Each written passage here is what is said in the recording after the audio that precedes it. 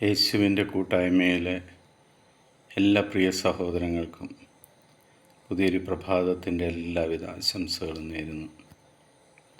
അതിരാവിലെ തന്നെ കർത്താവിനോട് ചേർന്ന് നിന്ന് ദൈവവചനം കണ്ടുകൊണ്ടും വായിച്ചുകൊണ്ടും കേട്ടുകൊണ്ടും ഒരു പുതിയ ദിവസം തുടങ്ങുവാൻ കർത്താവ് നമുക്ക് അവസരം തന്നതിന് ദൈവത്തിന് നന്ദി പറയാം.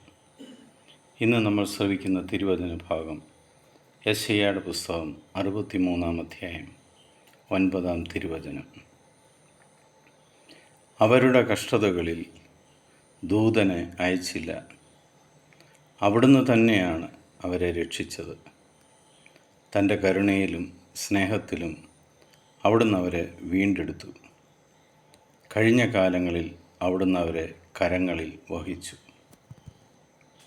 ഈ ലോകത്ത് നമ്മൾക്ക് ഓരോരുത്തർക്കും പ്രശ്നങ്ങൾ വരുമ്പോൾ പലരും അഭിപ്രായം പറഞ്ഞ് മറ്റുള്ളവരെ രക്ഷിക്കാനുള്ള ചുമതലകൾ ഏൽപ്പിച്ച് മടങ്ങുന്നത് നമ്മൾ കാണും.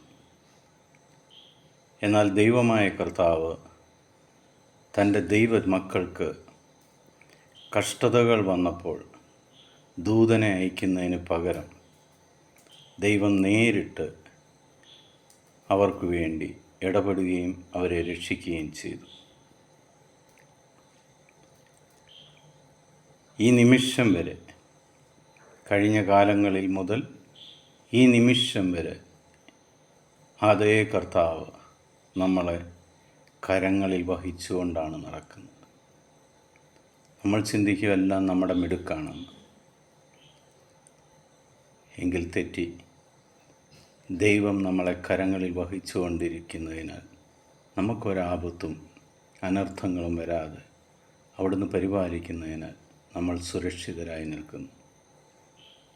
ആ പിതാവായ ദൈവത്തിൻ്റെയും പുത്രനായ യേശു ക്രിസ്തുവിൻ്റെയും പരിശുദ്ധാത്മാവിൻ്റെയും കൃപയും അനുഗ്രഹവും സമാധാനവും എപ്പോഴും നിങ്ങളുടെ കൂടെ ഉണ്ടായിരിക്കട്ടെ.